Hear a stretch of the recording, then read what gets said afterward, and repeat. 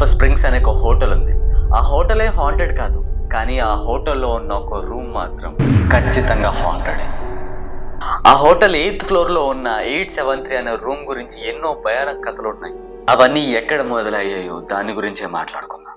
ఒక రోజు night wife, husband and వాళ్ళ 9 సంవత్సరాల కూతురుతో కలిసి ఒక ఫ్యామిలీ ఆ 873 అనే రూమ్ లో నైట్ స్టే చేయడానికి వచ్చారు.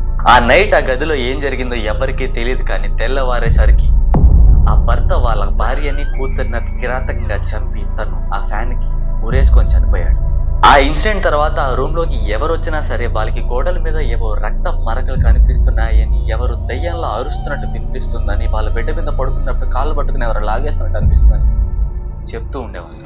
ఈ కంప్లైంట్లు ఎక్కువైపోవడంతో ఆ హోటల్ మేనేజ్మెంట్ ఒక నిర్ణయం తీసుకుంది. నిర్ణయం తీసుకుందంటే ఏమనుకుంటున్నారు? ఊరికే ఆ గదికి తాళం వేసింది అనుకుంటున్నారా? ఇక్కడ స్టోరీ వేరేలా ఉంది. మరెవరు ఆ రూమ్ లోకి వెళ్లకుండా ఆ రూమ్ ని శాశ్వతంగా మూసేసింది, గోడ కట్టేసింది. ప్రస్తుతం ఆ కెనడాలో ఉన్న డెన్ఫర్ స్ప్రింగ్స్ అనే హోటల్కి కానీ మీరు వెళ్తే ఆ 8th ఫ్లోర్ లో ఉన్న రూమ్ నెంబర్ 872ని మీరు చూస్తారు, 874ని చూస్తారు. బట్ ఆ 873 రూమ్ ని మాత్రం ఎప్పటికీ ఎవరూ చూడలేరు.